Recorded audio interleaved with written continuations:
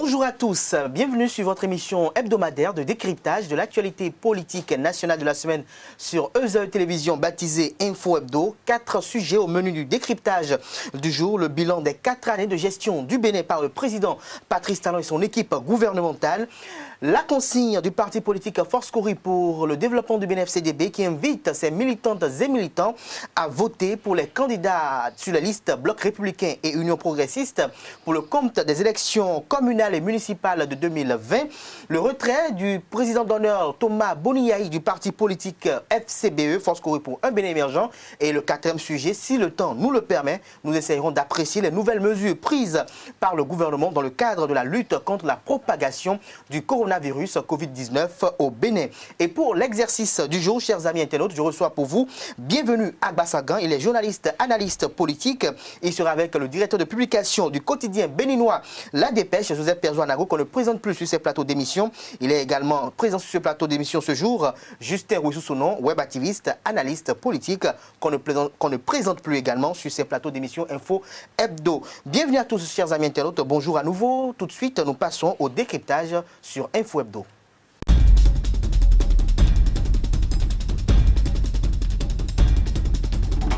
Le décryptage du jour, comme je l'annonçais à l'entame de cette émission, se fera avec vous, Joseph Perjoanago. Bonjour. Bonjour, chers confrères. Bonjour aux internautes de EZE TV. Vous êtes le directeur de publication de La Dépêche. Merci d'être toujours disponible, surtout par ces temps de sévice de la pandémie du Covid-19 où les confrères décident de ne plus sortir pour la plupart. C'est un devoir renouvelé. Merci beaucoup pour la fidélité constante renouvelée à nos amis internautes de EZE Télévision. Bienvenue à Bassagan.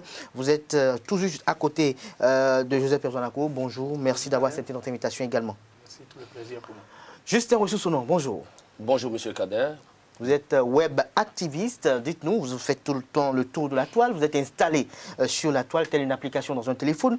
Dites-nous, quel bilan faites-vous des 4 années de gestion du président Patrice Talon en toute objectivité? 4 années du président Talon, en temps normal, ça doit se célébrer si ce n'est pas cette pandémie de coronavirus qui est venu infecter le bilan, qui stresse le peuple béninois.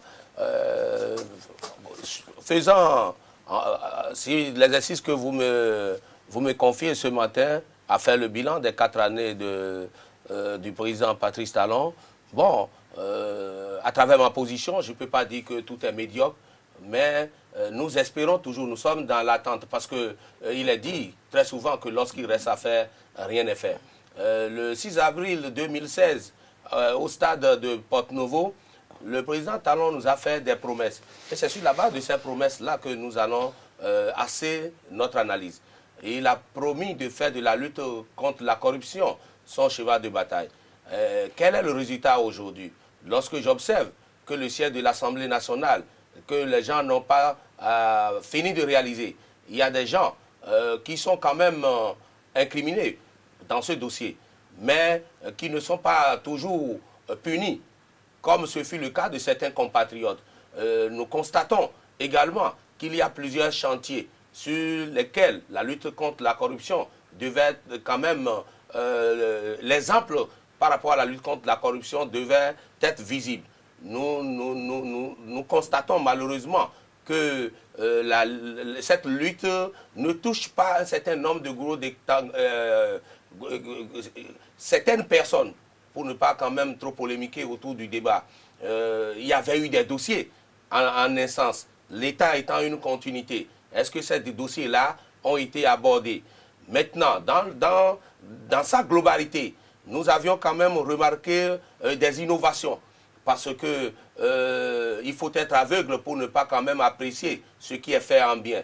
On constate que les grandes agglomérations sont en train quand même de subir des toilettages. Il y a des innovations de part et d'autre dans les ruelles. Vous parlez du projet asphaltage? Oui, le projet asphaltage est une réalité aujourd'hui où dans les ruelles de nos grandes agglomérations, on est en train de goudronner ces ruelles-là. C'est des innovations à son natif. Également, on essaie quand même de lutter contre le délaissage. Ça, c'est des réalités, c'est des innovations à son natif. Mais dans le même temps, vous savez, tout doit se faire dans le strict respect de la loi. Les constitutionnalistes se sont basés sur un vocabulaire juridique pour voter l'article 16 de la Constitution du Bénin. Nous la poena sine lege. Il n'y a jamais de peine sans loi. On constate aujourd'hui qu'arrivé à des moments donnés, il y a une certaine brutalité dans la gouvernance. Le peuple est stressé.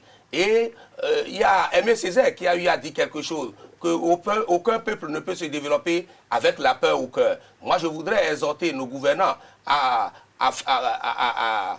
revoir un peu les choses dans le strict respect de la devise de notre pays, qui impose fraternité, justice, travail aux Béninois. Il ne faudrait pas trop stresser, il ne faudrait pas trop quand même faire du forcing avec ce peuple-là qui a mis fin au régime révolutionnaire, qui a mis fin au régime dictatorial de la révolution et qui a opté pour la démocratie. Il faudrait que tout se passe dans le strict respect des fondements basiques des normes démocratiques. Normes démocratiques. On vous aura compris, Justin Ressoussono.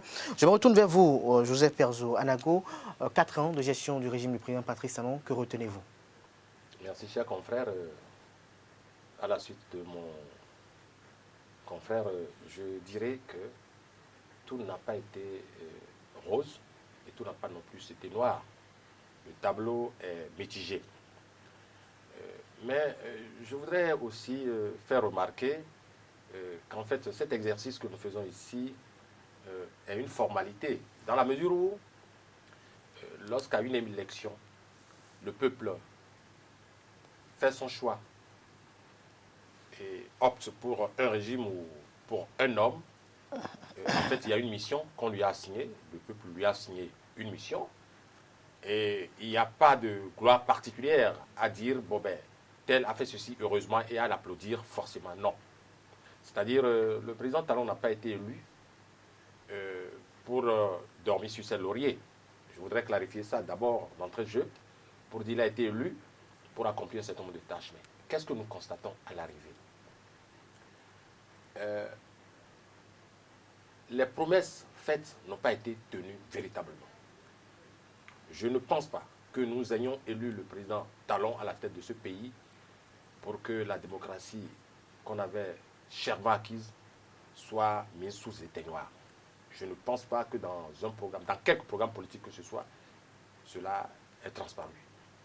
Nous n'avions pas élu le président Talon pour que, au cours d'élections qui sont passées dans les faits depuis 1990, pour ne rester que là, qui sont passées dans les faits comme étant des moments de fête, que ces élections se transforment en moments de terreur ou même de tristesse. Nous n'avions pas élu le président Talon pour qu'au bout de 4 années d'exercice, on constate que la paupérisation s'est installée, même si les chiffres qui sont évoqués en termes de croissance sont exponentiels, ben, le panier de la ménagère, comme vous voudrez vous en rendre compte aussi, s'amenuise au jour le jour et se squelettise. Moi, je voudrais dire tout ceci pour faire constater que, c'est vrai, on remarque aujourd'hui qu'il y a eu un certain nombre de compartiments, il faut le reconnaître, qui ont bougé. Je voudrais dire, dès l'entame de sa prise de pouvoir, il y a eu le découpage territorial qui a connu une petite révolution, il faut l'avouer, ça c'est à son actif. Tout à l'heure, mon prédécesseur est revenu un peu longuement sur la lutte contre la corruption. Là, c'est un véritable échec. Les proches du pouvoir me diront le contraire, mais la majorité des Béninois, pour être sincère, voudront reconnaître que sur ce plan, ça a été un échec. En ce sens que tous ceux qui ont eu, en griffe, l'intelligence de se réfugier sous le parapluie du pouvoir n'ont été inquiétés en rien. Et lorsque vous ne voulez pas être inquiétés, réfugiez-vous sous le parapluie. Ceux qui, à tort ou à raison, avaient des casseroles, je dis à tort ou à raison parce qu'il faudrait encore qu'une justice soit indépendante pour déterminer les contours de leur culpabilité. Et parlant précisément de justice, aujourd'hui, chers confrères, reconnaissons humblement que la justice aussi est partie par-dessus palissade. C'est votre avis. Vous le partagez avec nous, Joseph Perzo Anago. La justice n'est plus aujourd'hui indépendante au Bénin. C'est ce que je voulais dire. C'est votre avis. Alors, bienvenue à Ouassagan. Vous avez écouté tout à l'heure Justin Rousseau-Sounon, le bilan qu'il fait des 4 années de gestion du président Patrice Talon. Vous avez écouté également Joseph Perzoanago. Quel est le bilan que vous faites des 4 années de gestion du président Patrice Talon, du régime Talon? Alors, pour parler de la gestion du régime Talon, je vais résumer cela en 2 citations. Je dirais d'abord, l'importance n'est pas de convaincre, mais de donner à réfléchir. Deuxième élément, préférer la force de l'argumentaire à l'argumentaire de la force, telle doit être la devise de toute société. Alors, quand je prends le bilan du président Patrice Talon, c'est un bilan qui fait réfléchir. Et là, il faut le dire, c'est vrai qu'on pourrait targuer ce bilan d'un bilan aussi mitigé que soit-il, mais il y a une évolution qu'il faut saluer. Je ne suis pas dans une posture de louanger, je ne suis pas un laudatif, permettez-moi de le dire de cette façon, de louanger les actions du président Patrice Talon, mais les faits parlent. C'est vrai qu'il faut aller de secteur en secteur pour pouvoir segmenter, pour pouvoir donc brosser ces évolutions. Quand nous prenons le secteur de la sécurité, par exemple, vous allez remarquer que les différentes contributions de l'État avec les moyens roulants, maigres, que cela soit, cela a joué un rôle fondamental. Aujourd'hui, il y a une sécurité qui se remarque sur le terrain. Et aussi avec un dernier recrutement, il faudrait remarquer, avec de tels effectifs. Quand je laisse ce secteur-là, je prends le secteur des infrastructures, c'est là où ça parle réellement. Vous savez, lorsque le gouvernement a commencé, on a tagué ce gouvernement de gouvernement maquette. Le gouvernement a pris 2 ans pour réfléchir. Ça, c'est une action des gens, ce qu'on appelle des technocrates en pair. Il faudrait le préciser. Parce qu'il faut avoir une planification. On ne peut pas se lever du jour au lendemain et commencer par réagir comme ce que nous voyons par le passé, où on va de localité en localité et on est champion en matière de pose de pierre. Et que la fin des comptes, nous n'avons que des éléphants blancs. Vous avez la preuve partout dans le pays. Mais aujourd'hui, on va de manière pragmatique. Et il faut saluer cela sur le plan des infrastructures. Le projet Alphatage, lorsque le projet Alphatage était venu au départ, vous avez pris un peu le pouls de la population par rapport à cela. Est-ce que cela ira jusqu'à sa fin? Aujourd'hui, c'est une grande révélation à propos. Et il faut le dire. Vous comprenez un peu que c'est un gouvernement qui a de la volonté et qu'il faudrait accompagner. Moi, je le dis de cette façon. Alors, laissons le secteur infrastructure. Lorsque vous prenez le secteur social, alors voilà un problème. Nous étions une population habituée à une distribution automatique, permettez-moi, des billets de banque, et c'est de cette façon qu'on pense qu'il y a du social. Or, il faut rediriger, il faut orienter à nouveau et non faire une nouvelle orientation du social. C'est une orientation nouvelle que nous avons aujourd'hui du social.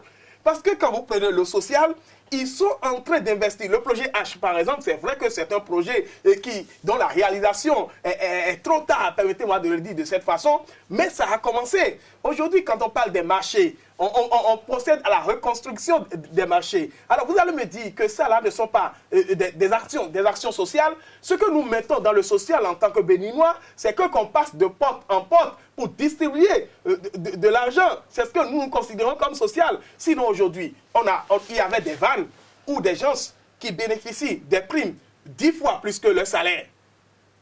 Vous pensez aujourd'hui, puisqu'il n'y a pas ça, les gens se faisaient comprendre que ce sont ces sommes qui sont mises sur le marché et que c'est ça que nous appelons aussi aujourd'hui, quand on dit aujourd'hui que le panier de la ménagère est vide, c'est que c'était ces sous-là qui remplissaient le panier de la ménagère. À partir de ce moment où on a fermé les vannes et que cela ne va plus comme par le passé, on a vu que le panier de la ménagère est vide. Alors dites-moi, quel Béninois aujourd'hui n'arrive pas à manger le minimum parce que c'est un processus. Parce que le processus, le résultat n'est pas tout de suite en réalité. C'est un travail de longue haleine. Et donc, grâce à ce travail qui se fait sur le plan social, c'est le futur qui nous donne raison. Et donc, on dit aujourd'hui que le panier de la ménagère est vide, c'est un constat, mais le résultat pour demain est très élogieux pour que nous puissions donc tous en bénéficier. Et donc, voilà un peu ce qu'il faudrait dire par rapport à cela. Je prends le secteur éducatif, permettez-moi. Le secteur éducatif, je dirais que rien n'a marché. sur ce plan-là. Permettez-moi de le dire sur le secteur éducatif. Si nous arrivons, c'est vrai pourquoi vous qu'il y a, que rien n'a marché là? une lueur d'espoir, permettez-moi de le dire, avec aujourd'hui l'aspirana, les préinsérés que nous avons dans le système éducatif et que c'est déjà bien, c'est une avancée qu'il faudrait saluer. Mais sur le reste, le contenu notionnel de notre éducation, c'est vrai, je vois un peu le ministre de l'enseignement secondaire qui se démêle pas mal pour pouvoir donc, pour qu'on puisse changer, surtout sur le plan de l'enseignement technique et professionnel, qu'on puisse redynamiser les choses, dynamiser les choses du moins, afin que nous puissions avoir une adéquation de l'emploi, de la formation à l'emploi aujourd'hui. Mais ce qui a été fait jusque-là n'est pas encore reluisant. Il faut le dire, pour que ces derniers temps-ci, vous avez vu l'actualité par rapport à notre système éducatif, ça ternit l'image, ça dégrégole l'image de notre système éducatif. Voilà des choses qui restent à corriger. Je ne dis pas que c'est un bilan qu'il faut mettre en majesté, mais c'est un bilan qu'il faut saluer. Je crois que nous aurons encore le temps de revenir plus en profondeur, secteur par secteur, à travers une émission plus large, plus consacrée et dédiée uniquement au bilan, pour qu'on puisse feuilleter tout ce qui a été fait sous le régime du président Patrice Talon en 4 années, parce qu'il y a beaucoup de choses qui ont été faites et on ne peut pas en débattre rien qu'en 52 minutes ou en 90 minutes. Mais j'aimerais faire un dernier tour de table avant qu'on passe au sujet qui nous intéresse, qui nous réunit ce matin. C'est par rapport au bilan sur le plan politique. Justin Rousseau-Sonon, quand vous observez un peu le paysage politique, vous avez vu comment il était en 2016. Patrice Talon est venu avec une avalanche de réformes, les unes liées au système partisan et les autres liées au code électoral. Est-ce que le système politique aujourd'hui se porte mieux, selon vous, votre appréhension de la façon dont il faut faire la politique pour le développement? Avant de revenir à votre question, permettez-moi quand même de dire un mot à l'endroit de mon cher ami bienvenu. Vous savez, celui qui vit dans les bonnes grâces du roi et celui qui aide le roi à réussir ne sent pas... Justin, nous allons évoluer dans le débat parce que nous avons encore 3 autres sujets. Je vois que mon cher ami trouve les mots justes pour caricaturer, pour apprécier. Par rapport aux réformes politiques, parce que nous allons évoluer, parce qu'il y a encore 4 autres sujets qui nous attendent. Il y a les réformes et les nouvelles mesures gouvernementales qui ont été prises et qui sont un peu nombreuses, qu'on doit décortiquer également. Donc par rapport aux réformes politiques entreprises sur le régime Talon, qu'est-ce que vous retenez? Non, jusqu'à la date d'aujourd'hui, je vois que les gens peinent à me convaincre par rapport aux réformes politiques. Parce que, regardons-nous en face et disons-nous la vérité. Moi, je suis technicien. Et en technique, on m'a appris quelque chose. Avant de réparer quelque chose, il faut faire l'étude des impacts négatifs. Est-ce que, avant la conception même de ces réformes-là, est-ce qu'il y a eu un état de lieu? Est-ce qu'on a fait vraiment l'étude des impacts? Parce que lorsque je vois arriver à des moments donnés le premier magistrat de ce pays, s'étonner même parfois des résultats, et tout le monde se retrouve... Vous dites qu'il est étonné des résultats, mais est-ce que c'est lui-même qui l'a fait? Il y a des acteurs politiques qui l'ont aidé. Non, mais gouverner, c'est prévoir. C'est lui-même qui a décidé de réformer le système politique béninois. Mais c'est l'Assemblée qui l'a fait. On devrait quand même analyser les contours. Lorsque, au finish, moi, en tant que citoyen béninois, je remarque que c'est seulement les forces politiques proches du pouvoir en place qui se retrouvent à des opportunités d'élection, ça pose un problème. Ça pose d'abord un problème d'éthique politique, ça pose un problème d'élégance politique. Parce que le multipartisme politique a ses règles. Et lorsqu'on a les partis de la mouvance, les partis soutenant l'action du chef, il faut également des partis d'opposition pour quand même contredire ce que les partis de la mouvance apprécient. Et c'est ça qui crée l'équilibre politique. Voilà. Napoléon Ier a dit quelque chose. Dans un régime démocratique, il doit avoir 2 types de citoyens. Les griots qui vont chanter la gloire du chef toutes les fois et les suspects qui doivent dénoncer chaque fois et toutes les fois ce que le chef fait en mal. S'il faut mettre en place des réformes où on n'aura que des griots, je pense qu'à la fin des temps, le chef sera très mal apprécié. Alors, je tiens aussi selon je reste avec vous avant de passer à Joseph Pernalango, puisque vous estimez que tout est fait au profit de la mouvance présidentielle. Dites-nous, est-ce que vous, Justin Rousseau, en toute objectivité, vous pouvez reconnaître que quel regard portez-vous sur l'organisation de l'opposition politique au régime actuel? Est-ce que cette opposition est véritablement bien organisée pour pouvoir combattre? Parce que est-ce qu'il faut tout le temps voir le président Patrice Talon comme le bourreau de l'opposition quand on sait qu'il est le chef d'une majorité et qu'il n'est pas là pour agir au profit de l'opposition? Permets-moi d'abord de remercier le chef de l'État sur un plan, parce qu'il a permis au peuple béninois de mieux connaître ce que valent les acteurs politiques au Bénin. Ça, je lui reconnais ça. Parce que nous, les réformes là nous ont permis aujourd'hui de mieux comprendre qu'en son temps, nous n'avions pas des partis politiques, nous n'avions que des entreprises politiques. Mais il faut de la manière. Si c'est des réformes qui vont quand même permettre au peuple béninois d'avoir des représentants politiques dignes du Nord, il faudrait pas que ceux qui ne veulent pas être du côté du chef soient persécutés. Moi, j'ai vu des choses et nous sommes en face du monde entier pour dire une certaine vérité. Oui, quand je prends l'exemple, dans le rang de l'opposition, oui. Est-ce que l'opposition est assez organisée pour évoluer en rang soudé pour quand l'opposition est étouffée, l'opposition ne peut pas s'organiser. Je donne un exemple. Je prends l'exemple de l'honorable Atao. Est-ce qu'en 2016, l'opposition respirait mieux? Je prends l'exemple de l'opposant l'honorable Atao Renouveau. Nous n'allons pas faire des débats de personnes. Nous allons faire des débats. Il faut, ça prend ces exemples-là, on ne peut pas mieux caricaturer la chose. Celui qui a été inculpé pour des fautes bien connues. Et il a fallu qu'il donne procuration au Parlement. On l'a évacué. Et là, maintenant, le peuple béninois ne sait plus... Vous voulez qu'il meure en prison? Le peuple béninois... Vous voulez qu'il meure en prison? Vous savez, quelqu'un qui est inculpé, on doit nous rendre compte de son état.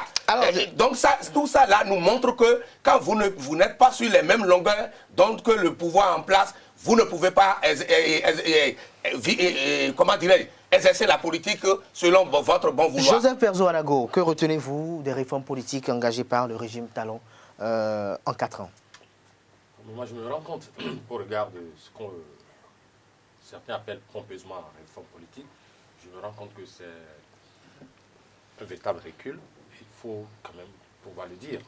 C'est un véritable recul en ce sens que, aujourd'hui, le Bénin fait partie des rares, très très rares pays où le Parlement n'arrive pas à interpeller le gouvernement sur quelque sujet que ce soit. Je dis très rare, on dirait dans une monarchie, encore que. Mais les ministres défilent, ils vont au Parlement. Je ne sais si vous y travaillez, mais moi en tant qu'observateur, je suis l'actualité. Ok, comme moi d'ailleurs, je suis l'actualité, j'ai vu ici dans ce pays, les frontières de mon pays ont été fermées, les frontières terrestres ont été fermées par le Nigeria. Les pays limitrophes, j'ai suivi aussi l'actualité, j'ai vu comment les parlementaires ont interpellé leurs gouvernants. Je me suis rendu compte qu'il aurait fallu que moi, en tant que citoyen, j'aille chercher moi-même les informations, j'aille fouiner, que je vive de polémiques ou de tout ce qu'on veut pour savoir de quoi il est question. Aucun parlementaire béninois n'a interpellé, jusqu'à l'heure où je vous parle, le gouvernement de mon pays. On en était là. Lorsque cette crise est survenue, la crise sanitaire mondiale est survenue, aucun parlementaire n'a interpellé le gouvernement. Ailleurs, ça se fait. Il y a eu beaucoup d'autres situations comme ça. Mais je crois que les missions, vous me laissez terminer, s'il vous plaît, allez-y, Joseph Pernalango. Les missions cardinales d'un Parlement, nous le savons, vous et moi. Est-ce que, à votre entendement, ces missions cardinales sont régulièrement contrôler l'action du gouvernement du Parlement béninois, l'actuel Parlement? Les 83 députés sont, comme on dirait, tétanisés. C'est extraordinaire. Je ne l'ai jamais connu ici. Si c'est ça le résultat du système, des réformes du système partisan, je trouve que là, c'est complètement passé à côté. Et on peut citer encore de nombreux autres exemples. Et donc, je me dis, mais attends, nous sortons d'où? C'est ce même Bénin où le Parlement, vrai pôle de discussion, de confrontation des idées, est devenu amorphe. je me demande si c'est ça le résultat Donc, vous n'avez pas encore vu des discussions... Je ne demande même pas qu'il y ait clash à l'Assemblée. Non, je ne demande même pas qu'il y ait clash. Au niveau de l'Assemblée nationale, que l'Assemblée joue son rôle comme on en a été habitué et comme ça se fait ailleurs. Le Bénin n'a rien à inventer en cette matière. Mais malheureusement, nous venons d'inventer l'Assemblée silencieuse. Et vous voyez un peu... C'est le Bénin qui l'a inventé? Oui. Ah bon? Nous venons d'inventer l'Assemblée silencieuse, totalement silencieuse et aphone à la limite. Et donc, c'est votre avis, mais au Togo également. Oui. Non. Je connais l'histoire du Togo et je peux vous citer des cas où le gouvernement a été interpellé. Et même si c'est fait à décès, même le parti au pouvoir, il lui arrive d'interpeller. Damas, il a confirmé, il dit qu'il vote sans conviction. Alors, donc c'est pour vous dire que si on doit aller faire le point des réformes au plan politique, je n'ai rien à me mettre sous la dent dans la mesure où c'est une désolation totale et je voudrais croire que c'est un cauchemar et que j'en sortirai un beau matin. Alors, bienvenue à Bassagan. Je me retourne vers vous. Le président Patrice Talon a effectué 4 ans au pouvoir. Des réformes politiques ont été engagées pour réformer le système partisan et également le code électoral. Vous avez suivi Justin Roussoussono, vous avez suivi Père Zonago. Vous, qu'est-ce que vous retenez, vous? Alors, moi, il y a certaines analyses dans lesquelles je n'aime pas me mettre. Pourquoi? Parce que en matière politique, il faut bien analyser que la démocratie d'abord africaine a un mal qui lui est congénital, il faudrait dire. Et il y a Edmond Okamvele, l'ancien président du Conseil économique et social du Gabon, qui a écrit un ouvrage, je ne sais pas si j'ai bonne mémoire, de cet ouvrage qui parlait de déficit de démocratie et de développement durable en Afrique. Quand vous voyez le modèle d'abord démocratique que les pays de l'Afrique francophone ont choisi, vous allez voir qu'il y a de mal d'ordre. Qu'il y a de mal d'ordre en raison du fait qu'il y a une certaine largesse de pouvoir qui a été accordée au président. Je dirais même des pouvoirs exorbitants. À partir de ce moment, lorsque le président concentre tous les pouvoirs, vous n'allez que voir des résultats. Vous voyez la gouvernance en Afrique francophone. Vous remarquez ce qui se passe parce que le modèle, vous savez, pour désigner d'abord quelqu'un dans le système britannique, permettez-moi de le dire, ou bien aux États-Unis, lorsqu'on veut nommer quelqu'un, vous voyez le processus, c'est pas le Parlement. Mais le système démocratique que le peuple de l'Afrique noire francophone a choisi, c'est un système démocratique qui l'amène à voir des choses qui dévoient du chemin démocratique fort. À partir de ce moment, je viens à notre situation. Moi, j'aime être tellement légaliste. Et je le dis à haute et intelligible voix. Je ne vais pas ici me permettre de réfléchir de manière muette. Je vais réfléchir à haute voix. Parce que si vous prenez le système, les tests que nous-mêmes nous sommes dotés, c'est de là qu'il faudrait partir. Et permettez-moi, je vous ai laissé tout à l'heure, vous avez développé les tests que nous-mêmes, nous sommes dotés. Et que grâce à ces tests-là, on vous dit de vous conformer à ces tests, vous ne vous y conformez pas. Et la conséquence directe, c'est ce que nous voyons. C'est vrai que c'est déplorable, mais les tests, il faudrait les respecter. Il ne faudrait pas, j'ai vu mon doyen tout à l'heure qui parlait de « Luna poena sin lege », même si c'est en droit pénal que cette expression, il n'y a pas de peine, il n'y a pas d'inflation sans peine. Et en tout cas, on ne peut pas parler d'une inflation sans que cela ne soit pas prévu par la loi. Et donc, toutes les choses sont prévues par la loi. Et donc, lorsque ces choses sont prévues par la loi, il faut faire une différence. C'est ce que je dis aux gens. Il faut faire une différence entre la légalité et la légitimité. Ce que vous êtes en train de dire, c'est la légitimité. Mais la légitimité ne peut pas prendre le dessus sur la légalité. Il ne faut pas se permettre cela. Donc le législateur, en voulant voter un texte, doit alors laisser un brin de légitimité en son temps. Et donc à partir de ce moment, si les textes ont été votés et que c'est à la base de ces textes qu'on est allé, qu'on s'est retrouvé dans ce type de parlement, c'est vrai que c'est déplorable, mais à la fin des comptes, il faut accepter. Parce que nous-mêmes, nous sommes en démocratie. Et en démocratie, rien ne peut se faire sans texte. Quand on parle aujourd'hui de recul démocratique, moi ça me fait marrer.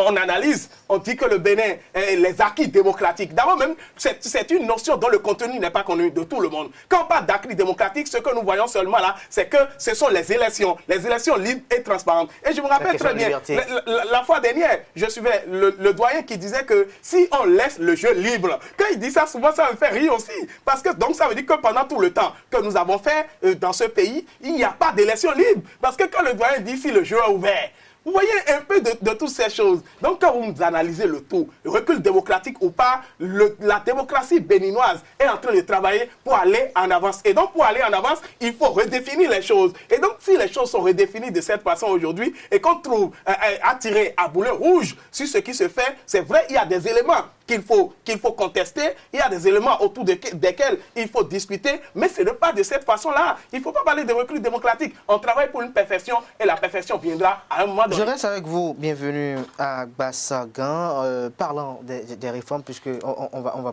passer au suivant, nous sommes un peu pris par le temps. Il y a eu des réformes qui sont liées au système partisan.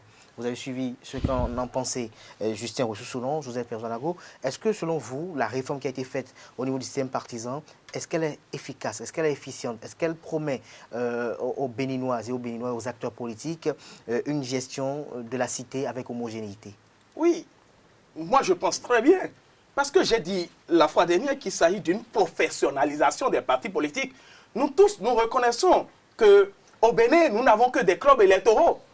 Et puisque aujourd'hui, on est en train d'endiguer, de réduire, d'eniriner ce mal-là, à partir de ce moment-là, il y a d'avancées. Et donc cette réforme politique qui nous permet de voir correctement et considérablement qui peut diriger un parti politique, qui peut faire partie d'un parti politique. Aujourd'hui, nous allons venir sur le sujet tout à l'heure. Moi, j'ai vu avec la démission d'un certain ancien président d'un parti et tout le monde crie et que c'est la fin de cette formation politique. Moi, je dis non, parce qu'aujourd'hui, il faut savoir à gérer les choses avec stratégie. Parce qu'un parti politique, ce n'est pas l'ancienneté, mais c'est de la stratégie, c'est de la pédagogie qui gère un parti politique. Et c'est ça là qu'on est en train d'amener dans ce système-là aujourd'hui, de la manière dont les gens vont arriver à diriger les choses. Parce que la chose publique, ce n'est pas une chose qu'on doit gérer avec assez de vacuité. Non, il faut gérer cela avec de la méthodologie. C'est ce que cette réforme politique-là apporte pour le Bénin. Donc, selon vous, cette réforme-là assaini le paysage politique. C'est ça ce que vous êtes en train de dire?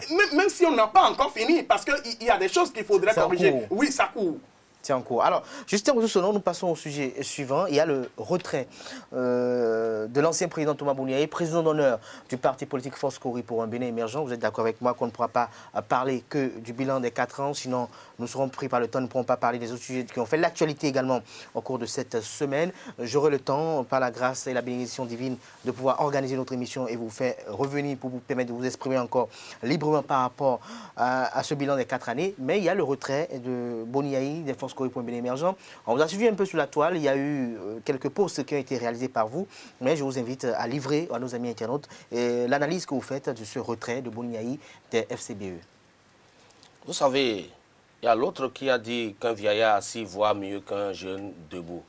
Mais le savant chinois n'est pas d'accord avec cette sagesse. Parce qu'il a fini par dire qu'un vieillard n'a plus les potentialités ni les capacités de jouer un match de football à plein temps. Ça veut dire quoi? La sagesse, on ne décrète pas quelqu'un qu'il est sage. C'est à travers ses agissements, à travers sa gestion des contentieux, sa prise de position dans les faits, qu'on dit « ah tel, c'est vraiment un sage ». La démission du président d'honneur des FCBE a surpris plus d'un, et ça m'a surpris également, ça m'a beaucoup étonné. Parce que il faudrait considérer le peuple béninois comme de véritables saclés loustiques en annonçant une démission hasardeuse de cette manière.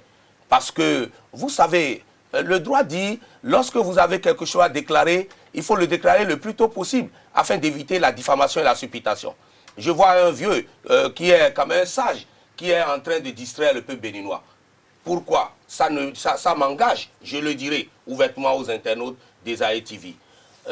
Nous avons un regroupement de forces politiques qui ont eu à soutenir corps et âme l'ancien président Thomas Bouniaï au moment où il était assigné en résidence chez lui. Mais quand il était parti aux soins, à son retour, certains ténors de son parti se sont mobilisés pour quand même obtenir le sésame précieux dont tous les partis attendaient pour participer aux élections, pour avoir leur légitimité. Normalement, au retour du président Bouniaï au Bénin, il devrait catégoriquement s'opposer à cela il devrait faire un état de lieu pour savoir si les blocs politiques USL ou Restaurer l'Espoir, qui le soutenaient dans sa démarche, ont eu ce précieux sésame. Mais qu'est-ce que nous avions constaté avec désolation? On a constaté que le président Thomas Boni Yayi a réuni les siens chez lui, à domicile, pour faire des concertations analysées à l'interne. Ils ont apprécié. Et le 9 janvier 2009, ils ont même fait une déclaration. 2019. 2020. Okay. Le 9 janvier 2020, okay. Ils ont fait une déclaration. Et il y a eu 5 points énumérés. Au cours de cette déclaration-là, ils ont apprécié la démarche du président d'honneur. Ils ont félicité la démarche de ceux qui ont œuvré pour obtenir ce précieux sésame. Et plus, ils ont pris acte. Ils ont pris acte de ce certificat de conformité. Ils ont mis en place les stratégies pour pouvoir mettre en valeur ce certificat de conformité pour pouvoir aller aux élections. Mais qu'est-ce qui a créé encore une autre dichotomie? Je vais vous dire quelque chose ici face aux internautes des AETV, M. Kader. Oui, je suis sûr. Monsieur Ressoussonon. Je suis sûr que vous avez un chat à la maison. Lorsque vous montez le bâton que vous allez utiliser pour tuer votre chat, le chat devient menaçant. Le chat devient menaçant et le chat ne vous reconnaît plus. Dans un premier temps, vous avez apprécié le camp Roumpé qui avait œuvré pour l'obtention du sésame précieux. Et dans le même temps, vous manipulez des gens pour aller au Congrès pour les destituer. Là, il y a une malaise à la combine.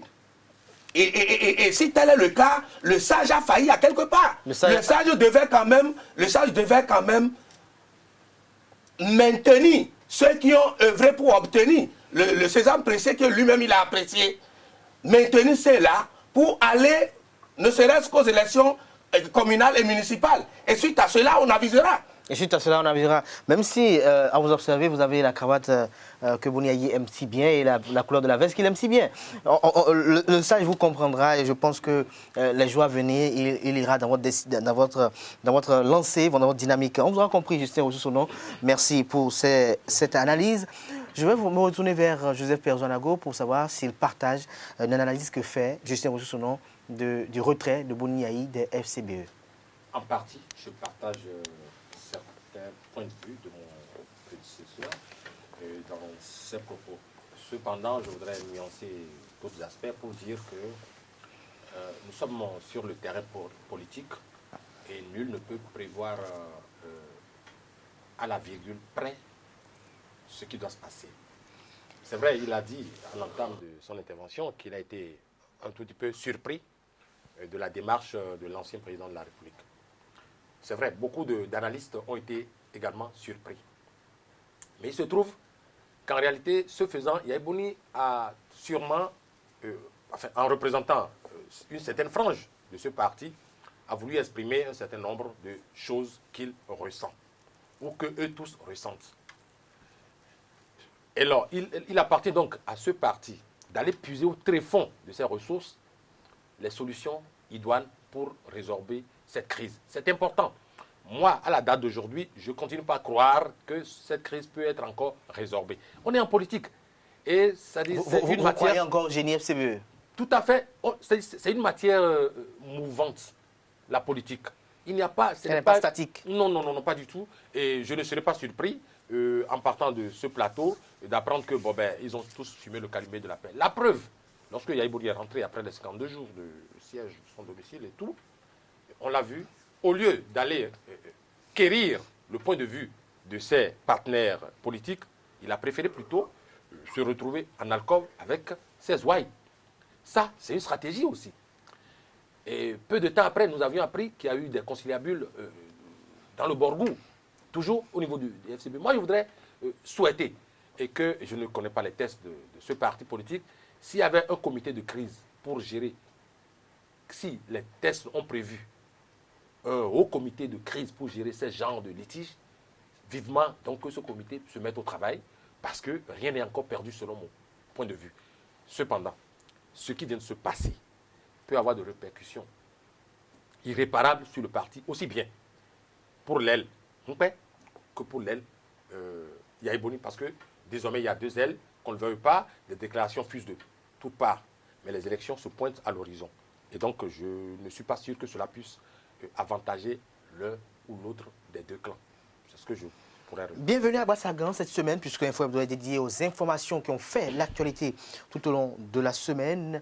On parle beaucoup plus politique sur Info Hebdo et cette semaine, on a constaté qu'il y a eu les jeunes de l'Atlantique et du littoral qui sont montés au créneau à travers une déclaration de presse pour condamner un peu le retrait du président d'honneur de ce parti politique et estiment qu'ils devront participer aux élections. Ils ont invité les militantes et militantes à serrer les rangs pour une victoire écrasante lors des élections communales et municipales prochaines.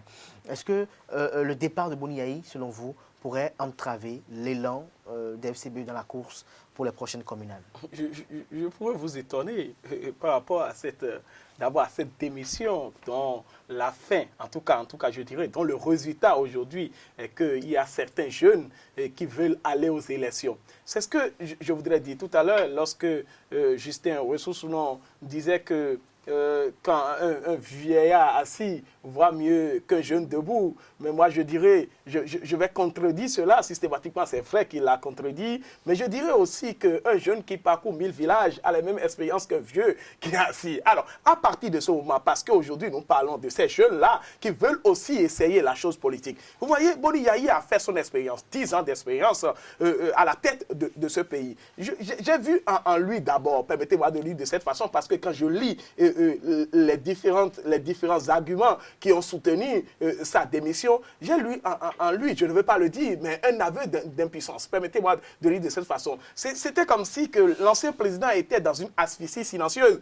et qu'il cherchait le moment opportun pour pouvoir donc s'éclater. Et voilà ce que nous avons eu. Alors, dites-le moi, lorsqu'il était revenu au pays, et pour pouvoir donc concilier les deux camps, parce qu'il y a certains qui ont milité pour avoir le récépissé. Vous voyez, il avait compris que s'il y avait eu congrès à cette période, le parti allait connaître l'implosion depuis.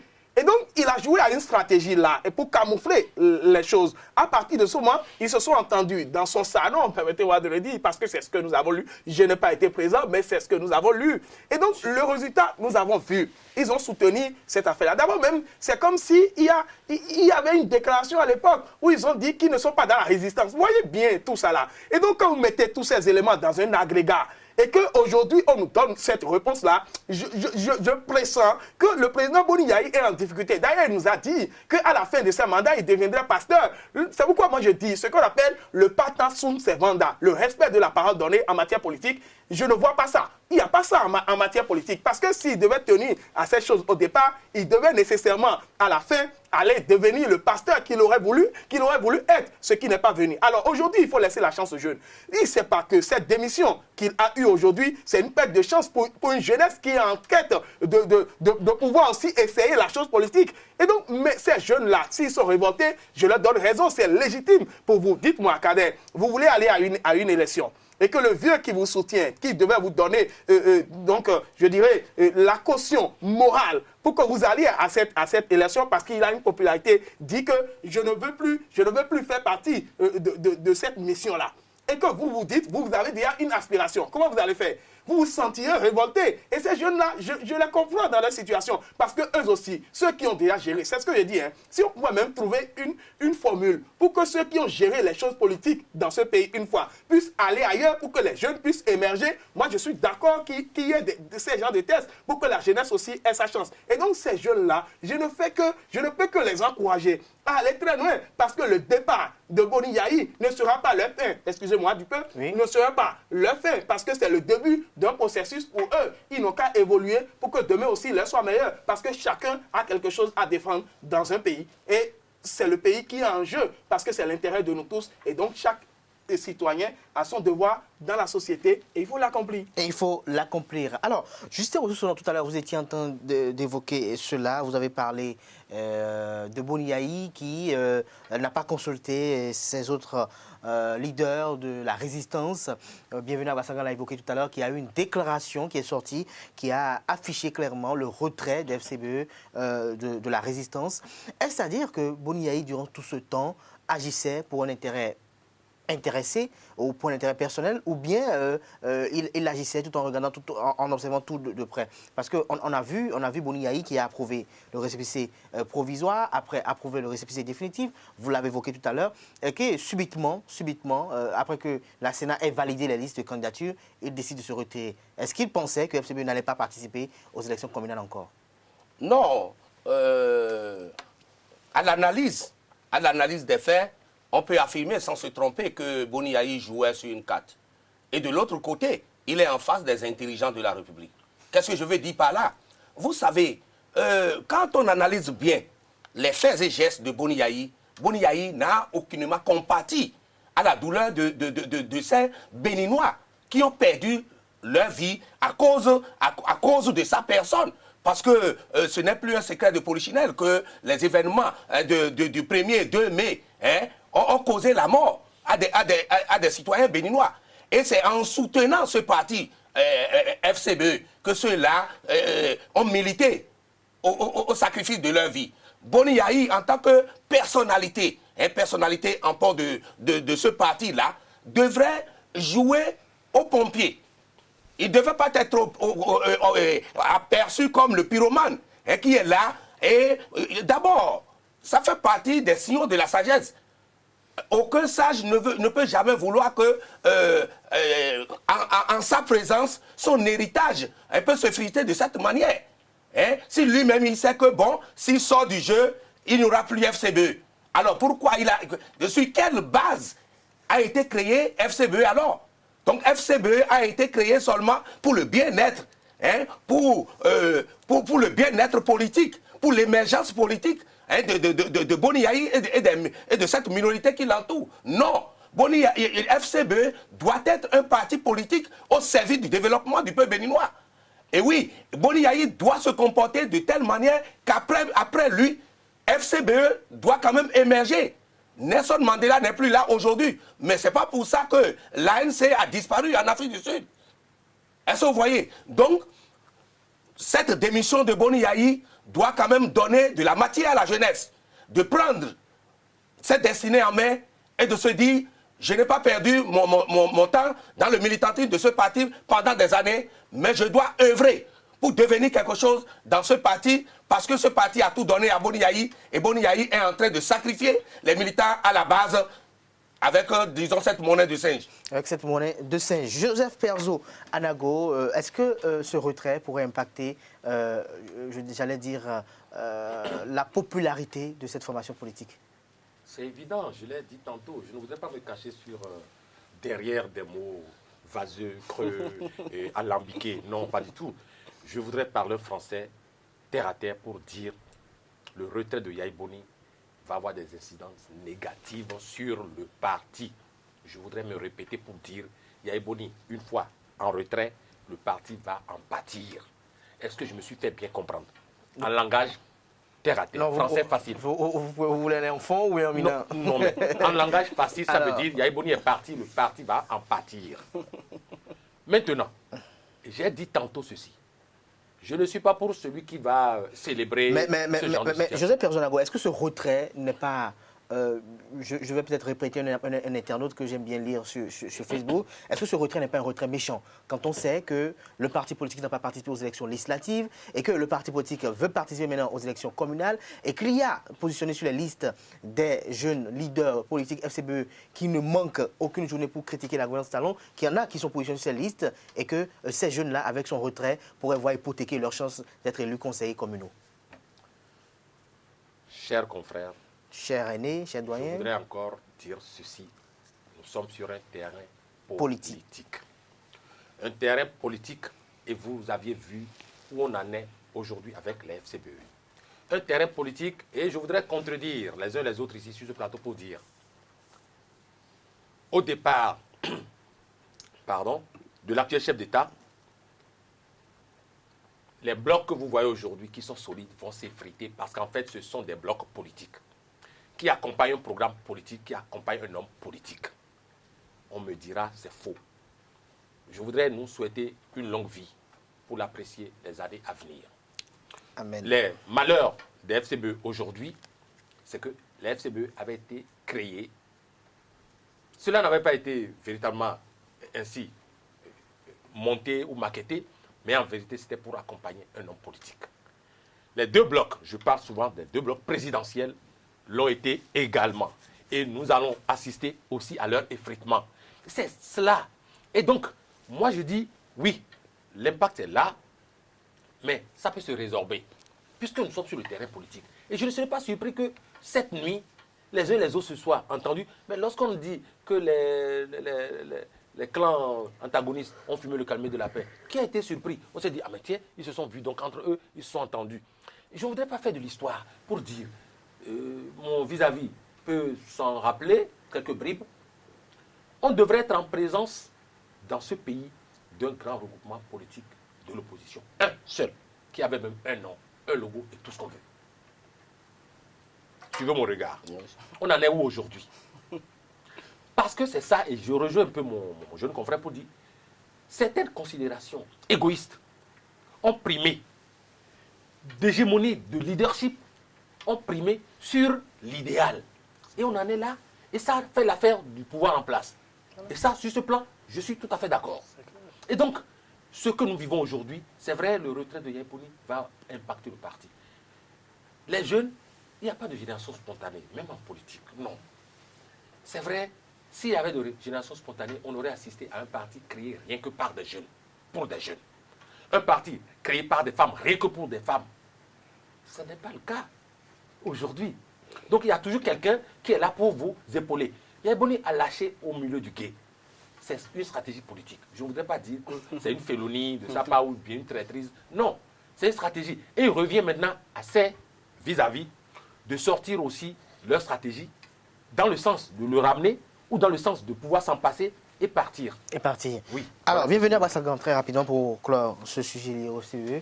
Dites-nous, est-ce que, puisque Perzouan parlait de situation véritablement politique, Boni Yayi, son retrait, c'est un retrait politique, parce qu'il n'a pas dit qu'il se retire de la politique, c'est un retrait politique. Alors, quelle analyse, quelle interprétation faites-vous de ce retrait sur le plan politique? Est-ce que c'est un retrait qui vise à faire chanter l'aile Rompé? Est-ce que c'est un retrait qui vise à faire couler la maison FCB parce qu'il n'est pas aux premières commandes? Parce qu'on a suivi Paul Rompé sur les antennes de télévision qui a eu à dire que le combat de Boni Yayi, c'est qu'il veut être secrétaire exécutif national de la FCB, ce qu'il a dit que ce serait possible après les élections communales de 2020, ce qu'il n'a pas prouvé. Voilà. Oui, et vous savez, politiquement, il faudrait savoir que le doyen l'a évoqué tout à l'heure, que ce retrait de Boni Yayi pourrait être préjudiciable sur certains pans pour les forces Cori, pour un Bénin émergent. Ça là, c'est-à-dire c'est une évidence. Parce que vous savez que seulement quand Boni Yayi sort, il harangue la foule. Ça, c'est un monsieur qui a ce aura-là. Et il ne faudrait même pas le nier cela. Mais ce n'est pas pour cette raison que quand le doyen parlait tout à l'heure de stratégie politique, je voudrais même demander au doyen comment on pourrait qualifier cette stratégie politique-là. Comment on appelle cela en matière de sociologie politique? Parce que moi, je ne vois pas l'expression qu'il faudrait donner à cela. Ça, c'est une fuite de responsabilité, permettez-moi de le dire de cette façon-là. Quand vous laissez vos jeunes en ce moment-là, c'est un père qui ne veut pas assumer ses responsabilités. En ce moment, ils ont beaucoup plus besoin de vous. On a dit, quand vous êtes père de famille dans une maison, on dit la gestion avec parcimonie. Boni Yayi, en faisant cela, n'a pas pu gérer les choses avec parcimonie. Il faut le dire. Mais aujourd'hui, il revient à Rompé qui se dit, je ne connais pas la guéguerre qu'il y a entre Rompé et le président Boni Yayi, l'ancien président, permettez-moi de le dire. Il faudrait que maintenant, que Rompé, parce que Rompé, quand vous voyez Rompé est un monsieur, permettez-moi de le dire de cette façon, qui n'est pas structuré politiquement. Il faut le dire, parce qu'il faudrait qu'il se fait accompagner des gens qui vont l'aider à aller traîner, sinon il va se faire ridiculiser. Je me rappelle très bien, il a été ministre entre-temps à Gopa. Je savais, j'ai dit, les différentes considérations qu'on lui donnait à Gopa en ce temps. Vous savez, Paul Rompé, en ce pays, en tant que ministre, il y a eu des choses que nous avons vues et que les gens donc, en raison de tout ça là, lorsque nous mettons tous ces éléments ensemble, il va falloir que Rompé aujourd'hui se fasse structurer. Lorsqu'il va se faire structurer, que Paul Rompé se fasse structurer. Sinon, c'est une entreprise pas délicate pour lui. Ça, et donc, donc vous estimez que le poids serait, c'est une... Oui. Non, c'est une prétention. La matière, c'est ce que je suis en train de dire.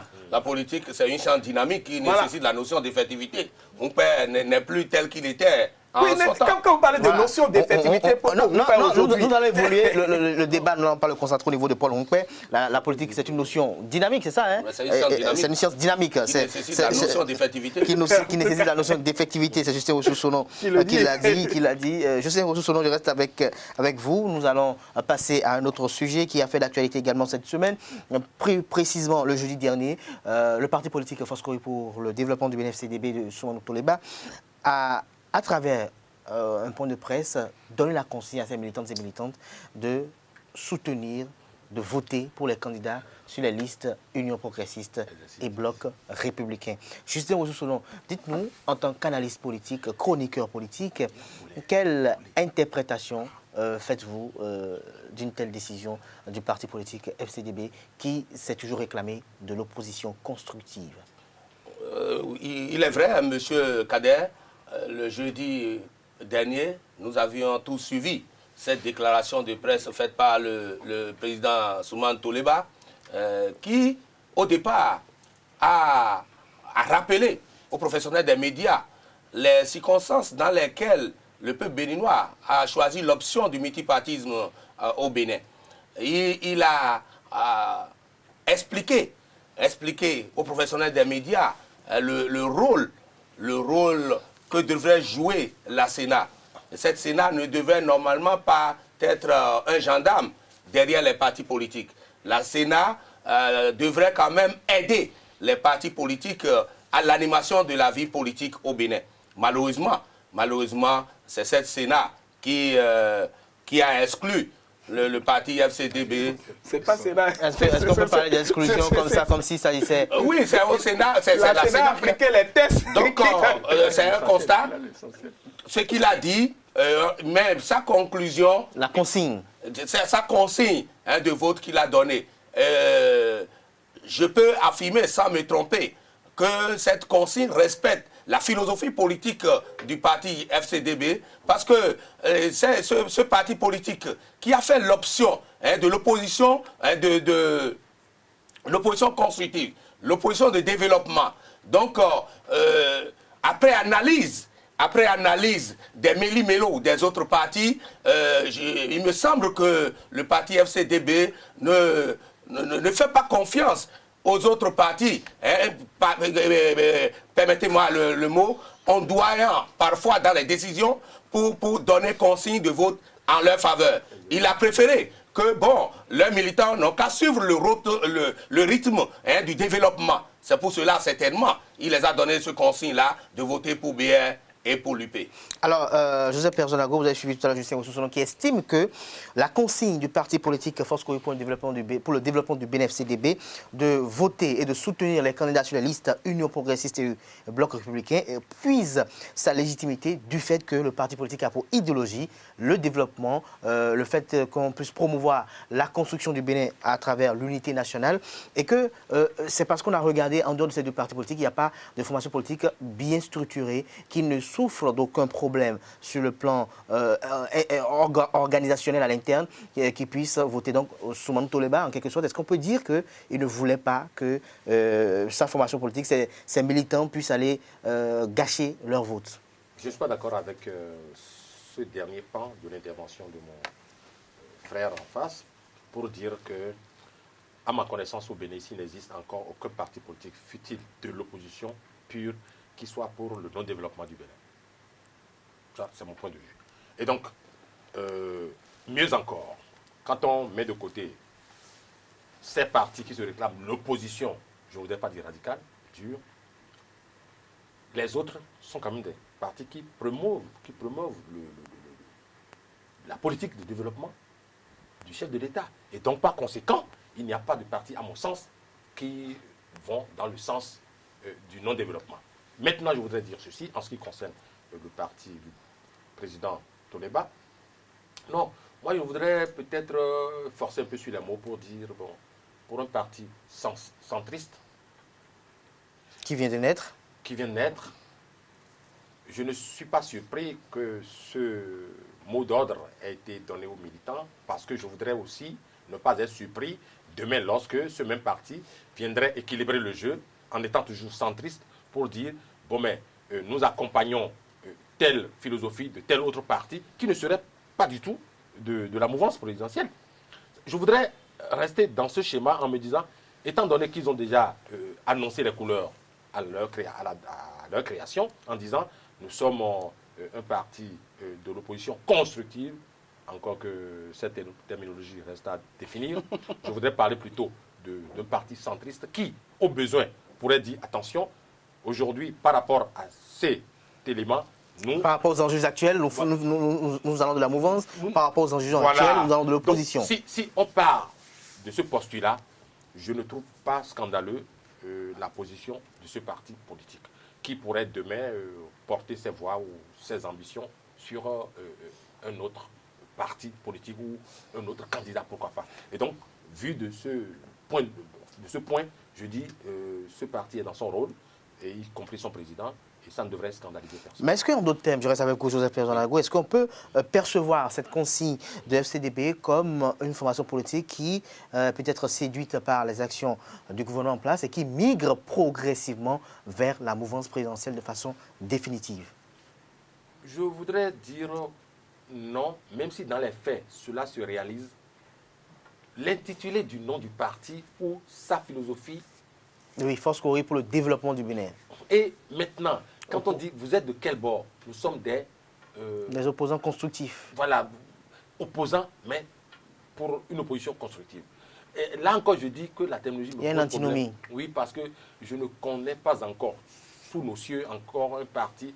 La preuve, je voudrais citer rapidement pour passer le parti de candidat Zanaï, Restaurer l'Espoir, qui a sorti une batterie de propositions, par exemple, pour accompagner la riposte par rapport au Covid-19.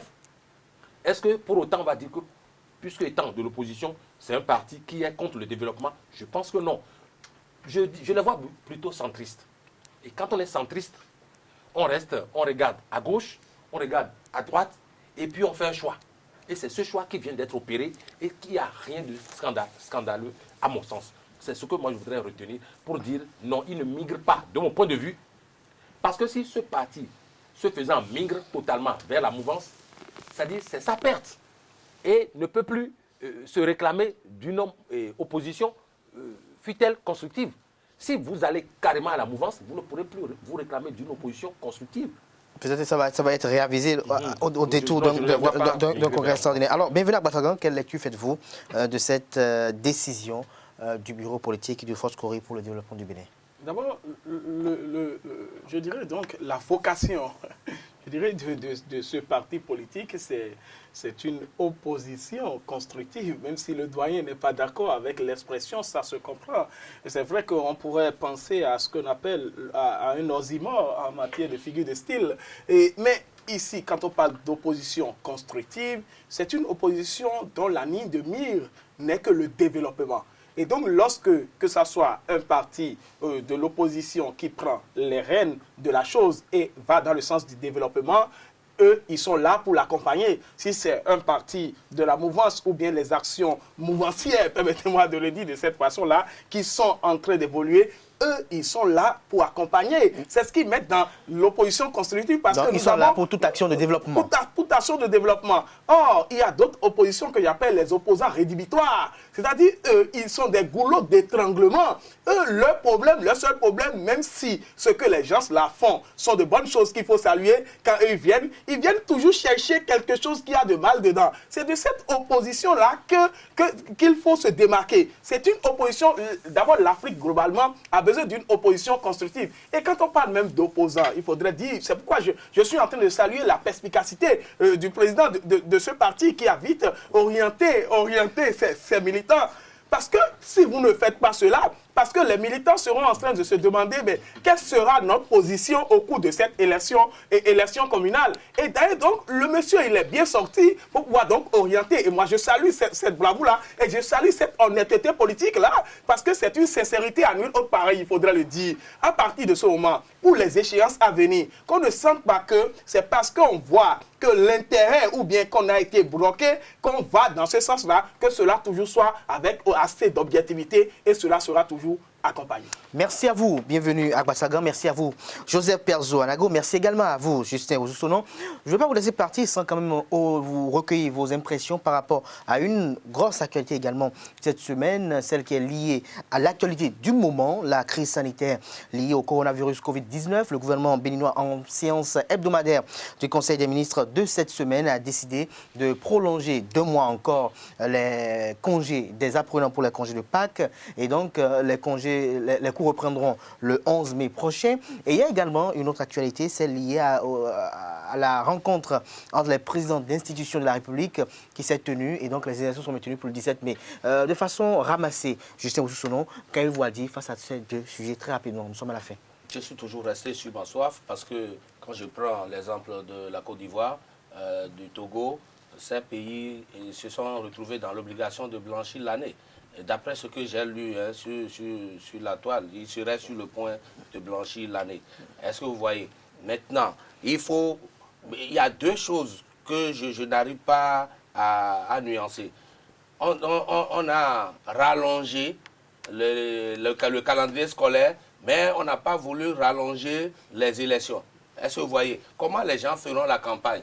Voilà un peu mon inquiétude. D'aucuns estiment que les candidats vont axer leur campagne sur les médias. Ça fera beaucoup plus d'attention aux médias, n'est-ce pas, Joseph Perzo Anago? Oui, mais là, mon vis-à-vis a touché du doigt une réalité. Et je me dis, souvent, il y a une maxime qui dit à peu près ceci: l'homme d'État vise la prochaine génération, quelque chose du genre, et l'homme politique vise la prochaine élection. Je ne voudrais pas dire que c'est scandaleux que j'apprenne que mon pays est déjà projeté, est déjà une perspective exacte de quand cette maladie... Quand même, il faut préciser que le communiqué a bien et bien dit que, sauf des changements majeurs, qu'on peut toutefois aussi, s'il y a des changements majeurs, qu'on peut toutefois aussi modifier la date du 17 mai. Lorsque... Vous voyez, moi j'ai écrit dans un papier juste après les élections, après le maintien des élections législatives passées, j'ai écrit dans un papier ceci, je dis: les institutions ont trahi. Les institutions viennent de trahir.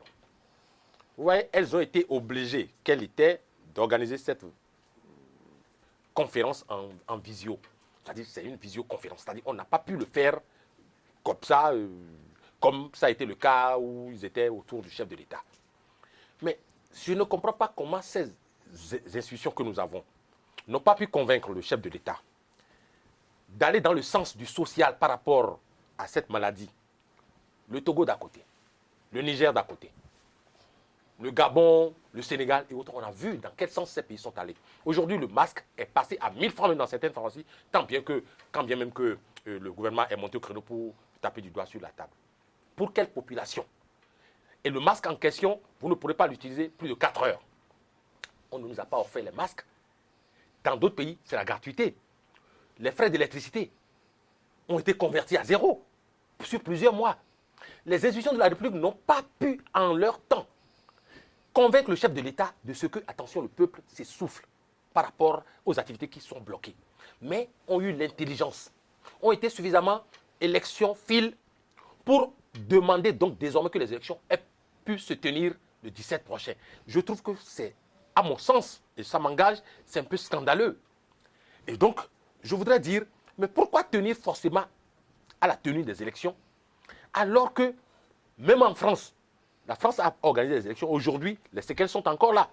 Des assesseurs de certains bureaux de vote ont été contaminés. La France, je dis, et nous n'allons pas égaler, nous, nos structures ou nos infrastructures en termes de santé à la France. Je dis, c'est une décision, même si elle peut souffrir de changements, c'est une décision qui me semble inappropriée, antisociale et tout ce qu'on veut. On vous aura compris, bienvenue à Bassagan, très rapidement. Il faudrait dire, je partage l'avis de mes prédécesseurs, mais ce que je voudrais dire, vous voyez, ce sont les symptômes de la conception selon laquelle les élections sont le ferment, en tout cas, de notre démocratie. Vous comprenez un peu? Parce que si on a l'habitude de dire que c'est grâce aux élections qu'on reconnaît la vitalité d'une démocratie, voilà des solutions qu'on trouve à des situations. Or, nous sommes en période de crise. Or, normalement, en période de crise, On n'a pas pu donner, écoutez très bien, on n'a pas pu donner aux populations les masques, mais pour l'élection, on dit qu'on mettra à la disposition des agents de la Sénat. Vous voyez, il y a une sorte de, c'est-à-dire d'incompréhension, c'est-à-dire de méli-mélo, de contradiction que je n'arrive pas à cerner jusque-là. Et donc, il faudrait que nous gérons des choses de manière optimale, que de prendre des décisions que nous-mêmes qui nous contredisent. Donc, il faudrait éviter ces genres de choses aujourd'hui. Vous voyez, la vie, c'est-à-dire il faut rester en vie pour pouvoir donc bénéficier d'une élection. Mais si nous ne restons pas en vie, comment nous allons bénéficier d'une élection? Il faudrait qu'on cherche à résoudre d'autres problèmes que de résoudre les problèmes d'élection. Donc je crois que nous allons suivre de très près cette actualité. Peut-être qu'il y a également des raisons qui soutiennent la position des présidents des institutions de la République et que peut-être ce n'a pas été encore communiqué au commun des Béninois. Je suis conscient qu'il reste très attentif et très attentionné à l'évolution de cette crise sanitaire également et nous espérons que les gouvernants prendront des décisions en phase avec la mesure de la situation pour empêcher la propagation du Covid-19 au Bénin, pour empêcher qu'il y ait des morts après le scrutin du 17 mai prochain, des morts liées à toute infection au Covid-19. Chers amis internautes, c'est sur ces mots que je mets un thème à Info Hebdo de ce jour. C'était avec Bienvenue à Gbassagan. Il est journaliste, analyste politique. Il était avec Joseph Perzo-Anago.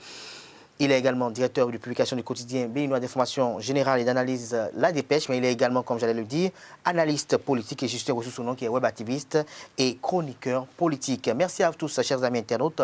On se retrouve à samedi prochain par la grâce et la même bénédiction divine. Excellent dimanche pascal à vous et n'oubliez pas de prendre rendez-vous de l'invité demain. Ce sera avec le député à l'Assemblée nationale Marcelin Ahon Moukoum, président du groupe parlementaire Union progressiste.